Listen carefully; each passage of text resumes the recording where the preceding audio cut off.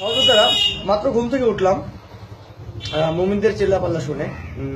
সকালবেলা আমার এক ভাগ্নি জানালো যে আমাদের বাড়িতে অনেক লোক গেছিল এবং আমার আম্মুকে হুমকি দামকি দেওয়া হলো যে তারা বাড়ি পুড়িয়ে দিবেন এবং আরো বিভিন্ন উস্কানিমূলক কথা। যদিও আমার বাবা মা আমাকে ত্যাগ করে দিছে, এরপরেও মুমিনরা থামছে না। তারা ফেসবুকে হুমকি দামকি দিচ্ছে, বিভিন্নভাবে হুমকি দামকি দেওয়ার চেষ্টা করছে।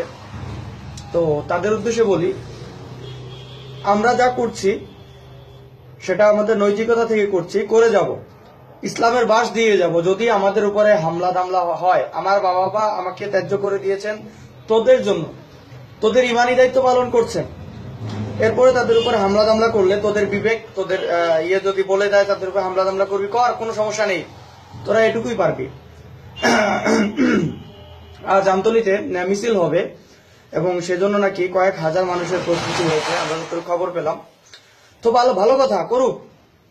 আমি চ্যালেঞ্জ করলাম, যদি আমাদের বাড়িতে বা নিরপরাধ মানুষের উপরে হামলা হয় তাহলে কোরআনের উপরে প্রস্রাব করব।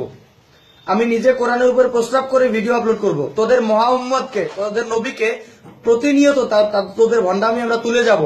তোদের যদি কারো ক্ষমতা থাকে আমাদের দমিয়ে দে, কোনো ভাবে যদি সম্ভব হয় দমিয়ে দে। তোদের চ্যালেঞ্জ করলাম, করে যাব। যত খেপবি তত আমরা খেপবো, যত ফাইজলামি করবি তত তার উত্তর দিব, অত হিংস্র হব। সেখানে মানবতা খুঁজবো না, সেখানে ভদ্রতা দেখাতে যাব না। ফাইজলামির একটা সীমা আছে।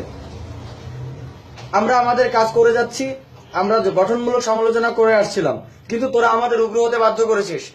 উগ্র যেহেতু করেছিস সেহেতু উগ্রতার জবাব সেভাবে দেওয়া হবে।